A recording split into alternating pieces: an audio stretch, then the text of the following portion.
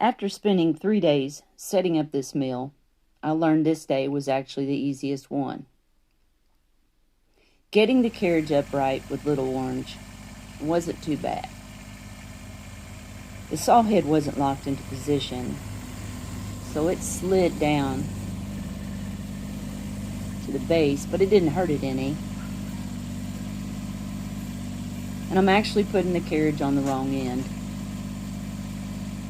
Also, I should have stuck with my original plan to put the tracks on treated lumber beams.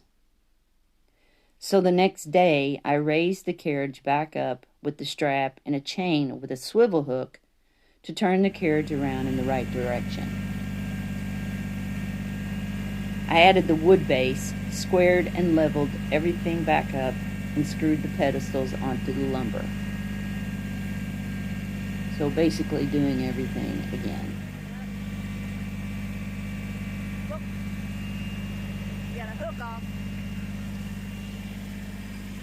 I finally found the manuals after having printed them off from the website.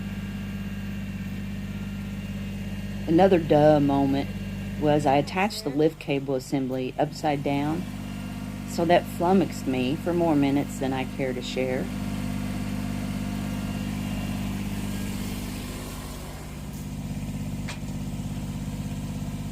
Okay. We're on. Alright. Here we go, me and Little Orange. After adding fluids and making all the adjustments, it started right up.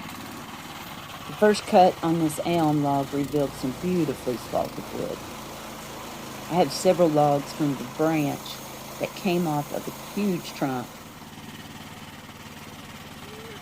I removed the metal log supports because I have dulled or damaged too many bandsaw blades and chains that I just don't like metal being that close to the cuts. I made my own wood supports for both the back side and the front, using clamps to hold them into place. I really love this mill. I've used an Alaskan chainsaw mill for 5 years, cutting 2.5-inch slabs, then using my bandsaw to slab those to desired thickness. So this mill is worth every penny and pain it took getting it set up. This here is the base of that branch. Now you can imagine how big that trunk is. I'll square these boards up and sticker them for drying. Thanks for watching.